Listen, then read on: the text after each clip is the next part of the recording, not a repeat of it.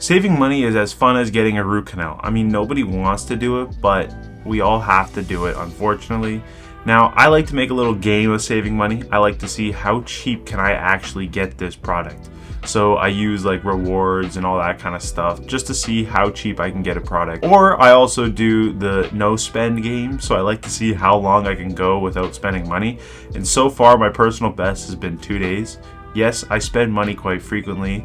I'm not too happy about that. I hate spending money and I prefer to save it. Today, I'm going to show you my tips on saving money and how you should allocate your funds in order to grow your bank account and also have a good time with it, because, you know, money isn't everything, but having it is. That's a Kanye West line. So before we get into this video, I strongly recommend filling out a monthly report of all your purchases. This way you can measure it. You can kind of go into it knowing where all your money's going before, rather than taking a guess. It's kind of like that one saying, if you can't measure it, you can't manage it. So it is always good to keep track of where you're spending your money and how much you're spending in each category.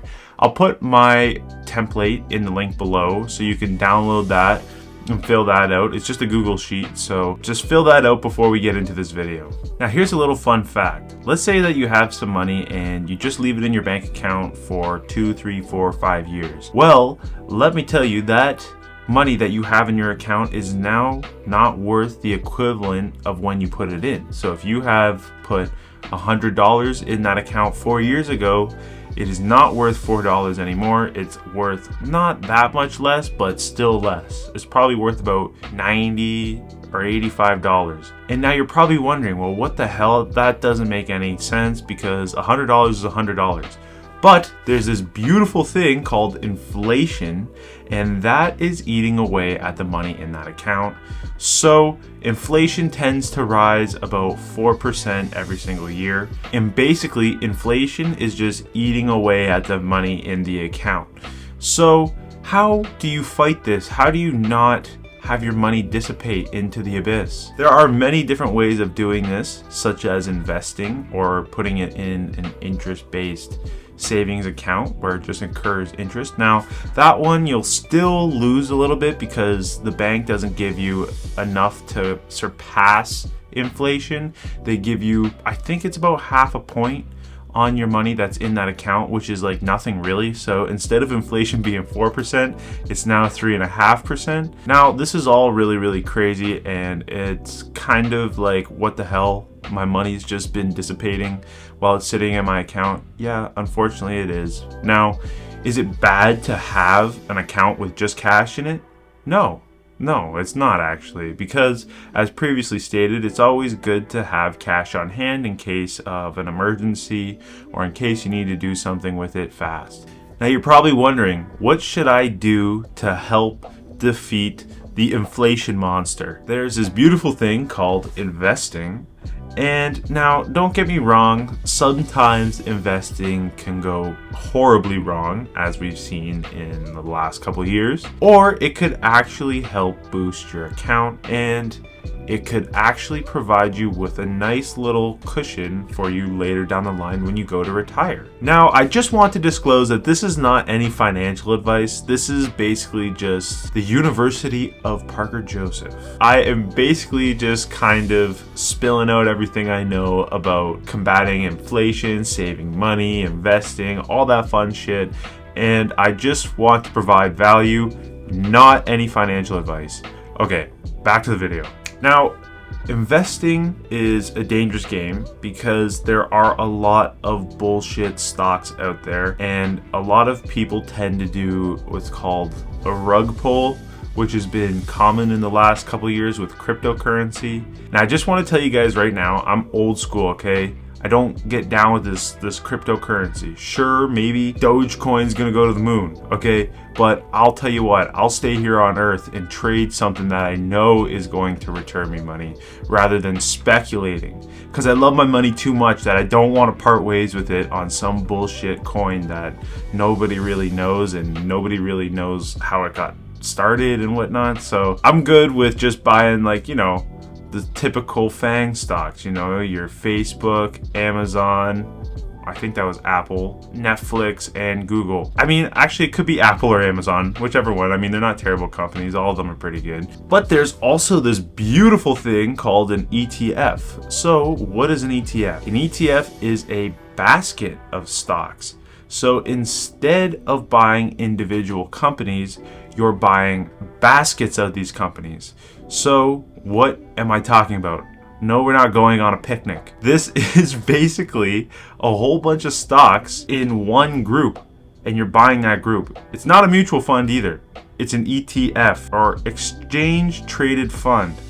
I think that's it. If it is, then I'm giving myself a pat on the back because I don't even know how I remember that. You can buy an ETF and stay in that, and that is relatively more secure than buying individual stocks. Now, you can actually buy an ETF that tracks the top three: the Dow, the S&P, and the NASDAQ. Now, when you look at the Dow, the S&P, and the NASDAQ, you're like, holy shit, it's literally $35,000 for one share. Or I think the NASDAQ's at $5,000 right now, or almost $5,000 a share.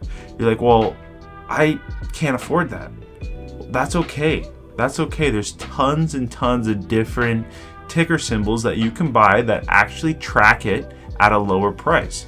So, for example, there's Invesco QQQ. So the ticker symbol is QQQ. Or there's the SPY, and the SPY tracks the S&P, the QQQ tracks NASDAQ, and the SPY tracks the S&P 500.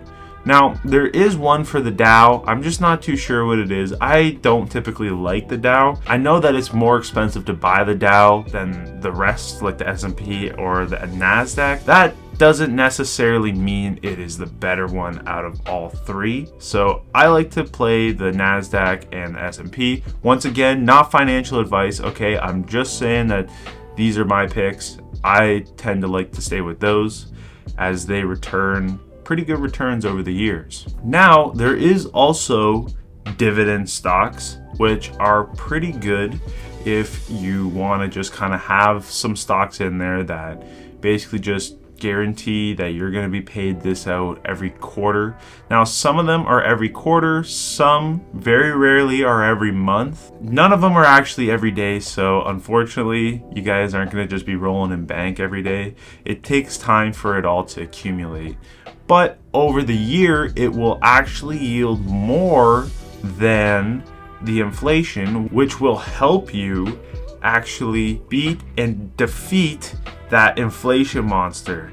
You know, you just, it can actually help you stay above what's going on and inflation isn't eating away. So what are some examples of dividend stocks? Well, there's Enbridge, which is an oil company and an electricity company. They basically pay, I want to say 7% a year. Now, their stock hasn't been doing the best lately, so you also have to factor that in as well. With dividend stocks is that if the stock rolls over on you once you bought it, then that is technically a negative to your account. You will still get paid that dividend. You would have lost money on the stock.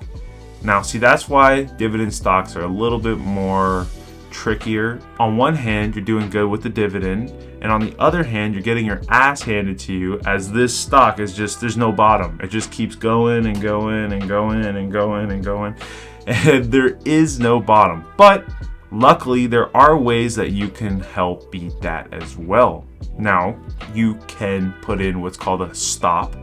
So this is basically when a stock reaches a certain point, it stops you out of the stock and you don't own it anymore. You took the loss, took the L, that's it, move on. And don't sit in shit and hope that it comes back, because sometimes, I mean, the odd time it does, but sometimes it won't. Especially if it's not a great stock. You're probably about to say, Parker, this is the dumbest thing I've ever heard. And maybe it is to you, but a great way to save money is by knowing your subscriptions, okay? Don't just look at something on your credit card statement and say, oh, I think I made that purchase. You want to find out where that purchase came from, because if it's not you, then somebody has your credit card information. which happens to me all the time. I don't know how people are getting my credit card information, but please, if you're watching this, please stop stealing my credit card information. And two, maybe you're paying for something that you used, I don't know, 4, 5, 6 years ago, and you don't need it anymore, and you probably haven't used it in the last 2 or 3 years, then cut it off. Like, I'm telling you, when I started really taking my finances seriously and actually putting them down on paper and reading them over, I noticed, I was like, what the fuck? What am I spending my money on? I don't use any of this bullshit, and yet I'm still paying every single month to use it when I'm not using it. So I just cut it all out, and I probably saved myself an extra $100 a month. Now, it's okay. You're probably like, well, whoop-de-doo, $100 a month. But please, you got to do the math on these things. Like, $100 a month is $1,200 a year, right? And then $1,200 a year over 10 years is $12,000. Okay, $12,000 to God knows where, and you're just kind of just pissing away money. So you might as well just cut it off at the source. Don't let it happen again. Whatever it is, whatever you spent on last month, forget about it. It's okay. It's not a big deal. Move on. But to sit in it and just pretend that you use it is not a good idea. Don't be doing that. Another thing too is to adapt your life so you can basically save money. Now, what do I mean by that? I don't mean stop eating. I don't mean, stop having fun. Just, do everything in moderation, just like a diet, You just eat in moderation. You just party in moderation. Buy subscriptions in moderation. Or what I like to do is I like to find different hobbies at different times of the year. So, for example, I love to drive my car. Gas is really expensive for my car, and it just drinks the gas. What am I doing now? So it's wintertime. It is almost Christmas. So Merry Christmas if you're watching this. And I now have been taking up a new hobby, like learning the guitar. And I'm actually loving the guitar, and I'm loving practicing, and it's something that's a lot less costly. I don't know if costly is a word, but if it is, then that's the perfect word. So I can actually sit inside, play my guitar, enjoy life, have fun, and spend less money on whatever it is. So I'm not spending on gas, I'm not spending on tires because I just need to get my tires replaced. Just adapt your life little by little, and you'll see your bank account start to grow. And maybe don't go out every single night of the week, go out once. Anyways, thank you guys for watching, and I'll see you guys in the next video.